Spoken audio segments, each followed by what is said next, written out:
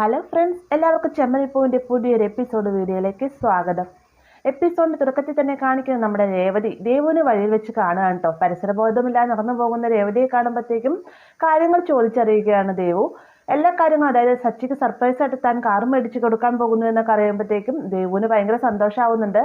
അതിനുശേഷം ദേവു പറയുന്നത്, എന്തായാലും ചേച്ചി ടെൻഷൻ ഒന്നും അടിക്കുന്നു വേണ്ട, എന്തെങ്കിലും വഴി നമുക്ക് കാണാമെന്ന് പറയുമ്പോഴത്തേക്കും ദേവു, നിന്റെ കയ്യിലുണ്ട് 25,000 രൂപ എന്ന് രേവതി ചോദിക്കുകയാണ്. എൻ്റെ കയ്യിൽ 25,000 രൂപയോ? 25,000 രൂപ കാണുക പോയിട്ട് വർഷങ്ങളായി എന്നോട് ഒരാൾ 25,000 രൂപ എന്ന് പറഞ്ഞിട്ട് വരെ. അതുകൊണ്ട് തന്നെ എൻ്റെ അത്രയും തുകയൊന്നും എടുക്കാനുണ്ടാവില്ല ചേച്ചി. ഞാൻ കാര്യം ചെയ്യാൻ, നമ്മുടെ വീടിനടുത്തൊരു പുതിയ പലിശക്കാരൻ വന്നിട്ടുണ്ട്.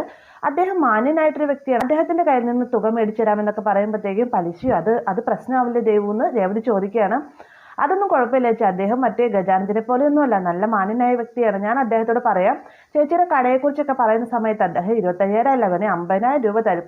എന്തായാലും ചേച്ചി സമാധാനത്തോടുകൂടി വീട്ടിലേക്ക് ചെല്ലുക എന്ന് പറഞ്ഞുകൊണ്ട് ദേവു രേവതിനെ സമാധാനിപ്പിച്ച് പറഞ്ഞു വിടുകയാണ്. പിന്നീട് കാണിക്കുന്നത് ഈ പറഞ്ഞ പലിശക്കാരൻ, അദ്ദേഹം രേവതിയുടെ കടയുടെ മുന്നിൽ വന്നിട്ട് അങ്ങോട്ടും ഇങ്ങോട്ടൊക്കെ നടക്കുകയാണ്. ഈ സമയത്താണ് ചന്ദ്ര അതിലേ വരുന്നത്. അപ്പോൾ ഇഷ്ടക്കേടുണ്ടെങ്കിലും തൻ്റെ മരുമകളുടെ കടയുടെ ഫ്രണ്ടിൽ ഒരാളിങ്ങനെ നിൽക്കുന്ന കാണുമ്പോഴത്തേക്കും ചന്ദ്രമതിക്ക് പിടിക്കുന്നില്ല. വേഗം തന്നെ ചന്ദ്ര ചോദിക്കുന്നത്, നിങ്ങൾ ആരാണെന്ന് ചോദിക്കുമ്പോഴത്തേക്കും നിങ്ങൾ ആരാണെന്ന് ചോദിക്കാണ്ട് ചന്ദ്ര. ഞാനൊരു പലിശക്കാരനാണെന്ന് ഇദ്ദേഹം മറുപടി പറയുന്നുണ്ട്. നിങ്ങൾ ആരാണെന്ന് ചോദിക്കുമ്പോൾ ഞാനാണ് ചന്ദ്ര എന്ന് ചന്ദ്ര വലിയ ഗൗരവത്തിൽ പറയുകയുണ്ട്. വേഗം തന്നെ ഇയാൾ ബോർഡിലേക്ക് നോക്കിയിട്ട് പറയുന്നുണ്ട്, നിങ്ങളാണല്ലോ ഇതിൻ്റെ ഓണർ, നിങ്ങളുടെ പേരിലാണ് ചന്ദ്രമതി ഫ്ലവർ ഷോപ്പ് എന്നൊക്കെ ചോദിച്ചുകൊണ്ട് ഇദ്ദേഹം ചോദിക്കുകയാണ്.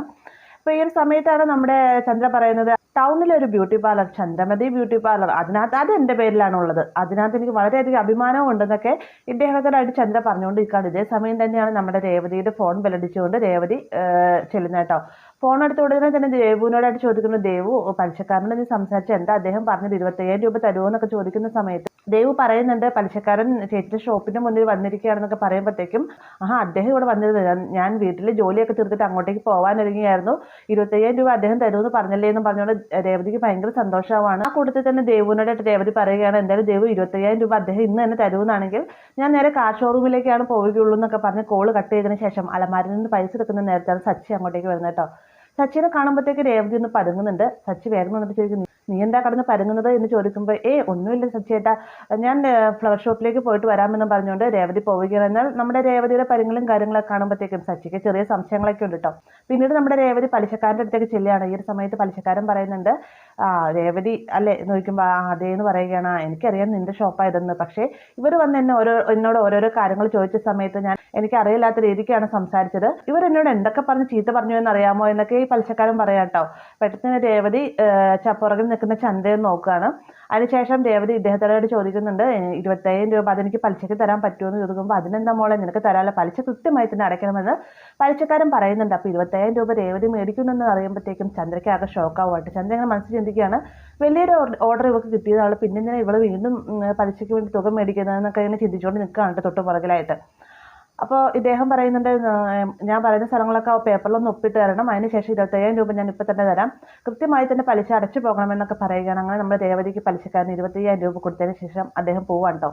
അദ്ദേഹം പോയി തൊട്ട് പുറകെ തന്നെ നമ്മുടെ ചന്ദ്ര രേവതിയെ ക്വസ്റ്റ്യൻ ചെയ്യുകയാണ്, നിനക്കെന്തിനാണ് 25,000 രൂപയുടെ ആവശ്യം? വലിയൊരു ഓർഡർ നിന്റെ കയ്യിൽ കിട്ടിയതല്ലേ, ആ പണം എവിടെ പോയി? ഈ ഒരു പണവും നിനക്ക് നിന്റെ വീട്ടിലേക്ക് ചിലവാക്കാനാണോ എന്നൊക്കെ ചോദിക്കുമ്പോഴത്തേക്കും, അമ്മയെപ്പോലെ നാണം കെട്ടി ജീവിക്കുന്നല്ല എൻ്റെ അമ്മ നന്നായിട്ട് പണിയെടുത്താണ് ജീവിക്കുന്നത് പറയുമ്പോഴത്തേക്കും ചന്ദ്രയ്ക്ക് ഒരു അടി കിട്ടിയ അവസ്ഥയാണ്. എന്നാലും ചന്ദ്ര പറയുന്നത്, നീ എന്തടി പറഞ്ഞെന്ന് ചോദിക്കുമ്പം, പിന്നെ അല്ലാതെ അമ്മയോട് ഞാൻ എന്താ പറയാൻ, എനിക്ക് 25,000 രൂപയുടെ ആവശ്യം വന്നു, അതുകൊണ്ടാണ് ഞാൻ മേടിച്ചതെന്ന് പറഞ്ഞിട്ട് രേവതി അവിടെ നിന്ന് പോവാണ് കേട്ടോ. അപ്പോൾ ഈ ഒരു സമയത്ത് ചന്ദ്ര ചിന്തിക്കുന്നുണ്ട്, എന്തായാലും ഇവൾ എന്തുകൊണ്ടായിരിക്കും 25,000 രൂപ മേടിച്ചത്, അതിലെന്തൊക്കെയോ ഒരു കള്ളക്കളി നടക്കുന്നുണ്ടെന്നൊക്കെയാണ് ചന്ദ്ര ചിന്തിച്ചുകൊണ്ട് നിൽക്കാട്ടെ. ഇതേ സമയം തന്നെ ബ്യൂട്ടി പാർലറിലാകട്ടെ നമ്മുടെ ശ്രുതിയും മീരയും കൂടി സംസാരിച്ചുകൊണ്ട് നിൽക്കുകയാണ്. ശ്രുതിയുടെ വിഷയം എന്നത് നമ്മുടെ രേവതി കുറച്ചെങ്ങാനും തുക ചന്ദ്രയുടെ കൈ കൊടുത്തിരുന്നെങ്കിൽ തന്നെ പോലെ തന്നെ രേവതിയെ ഒരു പക്ഷേ ചന്ദ്ര സ്നേഹിച്ചു തുടങ്ങിയത്. ആരുടെ കയ്യിലാണ് പണമുള്ളത് അവരെയാണ് ആൻറ്റി സ്നേഹിക്കുള്ളൂ എന്നൊക്കെ മീരയോട് പറയുന്ന സമയത്ത്, പണത്തിന് പ്രാധാന്യം നൽകുന്നതാണ് നിന്റെ ആൻറ്റി, അത് രേവതി കൊടുത്താലും അവർ ആ രേവതിയെ സ്നേഹിക്കുമെന്നൊക്കെയാണ് മീര പറഞ്ഞുകൊണ്ട് നിൽക്കുന്ന സമയത്താണ് നമ്മുടെ ശ്രുതി യാദൃശ്ചികമായി തന്നെ ബ്യൂട്ടി പാർലറിലേക്ക് വരുന്നത് കേട്ടോ.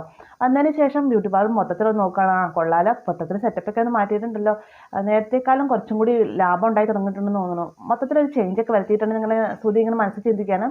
വന്ന് കയറി ഉടനെ തന്നെ ഫ്രണ്ടിൽ നിൽക്കുന്ന സ്റ്റാഫിനോടായിട്ട് ശ്രുതിയിൽ നിന്ന് വിളിക്കാവോ എന്ന് ചോദിക്കുമ്പം, അതിൻ്റെ സാർ ഞാനിപ്പോൾ തന്നെ വിളിച്ചുകൊണ്ട് വരാമെന്ന് പറഞ്ഞുകൊണ്ട് നിത്യ വേഗം അകത്തേക്ക് ചെല്ലുകയാണ് കേട്ടോ. ഈ സമയം കൊണ്ട് തന്നെ ശ്രുതി ചുറ്റുപാടും നോക്കിക്കാണുന്ന സമയത്താണ് ഈ ബ്യൂട്ടി പാർലറിൻ്റെ പേര് മാറ്റിയിരിക്കുന്ന കാണുന്നത്. ഇത് കാണുമ്പോഴത്തേക്കും ശ്രുതിക്ക് ഭയങ്കര ഷോക്കാവാണ്ട്. ശ്രുതിയാണെങ്കിൽ ചിന്തിക്കുന്നത് ഇവൾ എന്ത് കാര്യത്തിനായിരിക്കും ബ്യൂട്ടി പാർലറിൻ്റെ പേര് മാറ്റിയത്, എൻ്റെ അമ്മയുടെ പേരായിരുന്നല്ലോ എന്നൊക്കെ ഞാൻ ചിന്തിച്ചുകൊണ്ട് നിൽക്കുകയാണ്. ഈ ഒരു സമയത്താണ് നിത്യ അകത്തേക്ക് എന്നിട്ട് ശ്രുതിയോടായിട്ട് പറയുന്നത് മാഡത്തിൻ്റെ ഹസ്ബൻഡ് വന്നിട്ടുണ്ടെന്ന്. ഈ പെട്ടെന്ന് തന്നെ ശ്രുതി പറയുന്നുണ്ട് അവിടെ വെയിറ്റ് ചെയ്യാൻ പറയും, ഞാൻ അപ്പം തന്നെ വരാമെന്ന് പറഞ്ഞേക്കാൻ പറയുകയാണ്.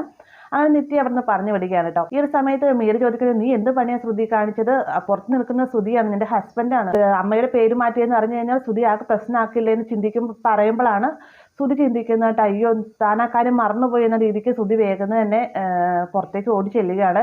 ഈ ഒരു സമയത്ത് ശ്രുതിയുടെ മുഖഭാവം കാണുമ്പോൾ തന്നെ ശ്രുതിക്ക് കാര്യം മനസ്സിലാവുക. ശ്രുതി ബോർഡ് വായിച്ചു ആകെ പ്രശ്നമായിട്ടിരിക്കുകയാണെന്ന് മനസ്സിലാവാൻ കേട്ടോ. ചെന്ന ഉടനെ തന്നെ ശ്രുതി ചോദിക്കുന്നുണ്ട് ശ്രുതി എന്താ എവിടെയെന്ന് ചോദിക്കുമ്പോൾ എന്താ ശ്രുതി ഇത് ഈ ബോർഡ് എന്താ ഇങ്ങനെ പേര് മാറ്റിയിരിക്കുന്നത് ചോദിക്കുമ്പോഴത്തേക്കും ശ്രുതി ആദ്യം ഒന്ന് പരുങ്ങാണ് കേട്ടോ.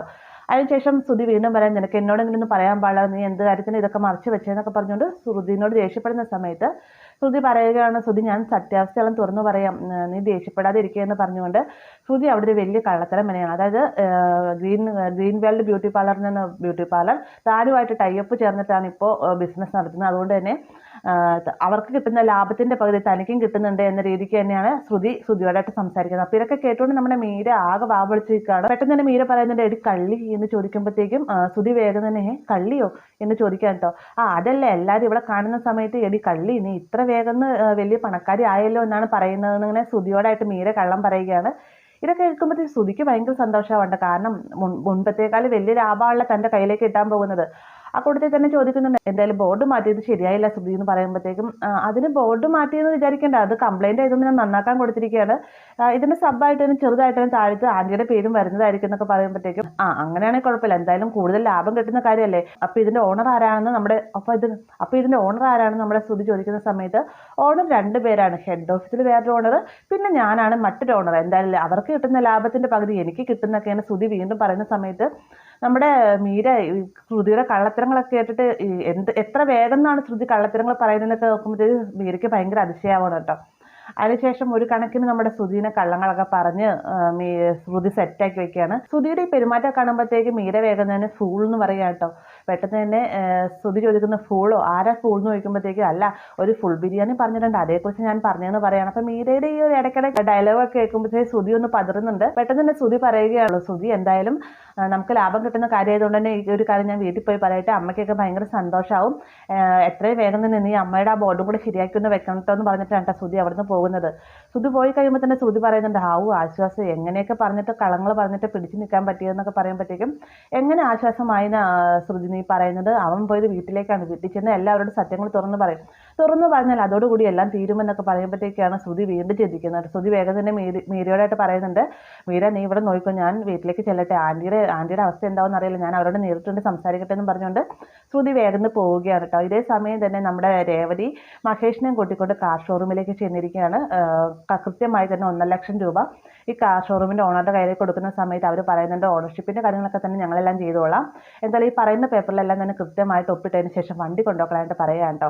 രേവതി ആണെങ്കിൽ എല്ലാ പേപ്പറിലും ഒപ്പിട്ട് കൊടുത്തതിന് ശേഷം തനിക്ക് ഇന്ന് തന്നെ സച്ചിന് വണ്ടി കൊടുക്കാൻ പറ്റുമല്ലോ എന്നുള്ള സന്തോഷത്തിലിരിക്കുകയാണ്. ആ ഒരു ഭാഗത്തോടെയാണ് ഇന്നത്തെ എപ്പിസോഡ് അവസാനിക്കുന്നത് കേട്ടോ. വീഡിയോ ഇഷ്ടമായി കഴിഞ്ഞാൽ ലൈക്ക് ചെയ്യാനും കൂടെ ചാനൽ സബ്സ്ക്രൈബ് ചെയ്യാനും മറക്കരുതേ.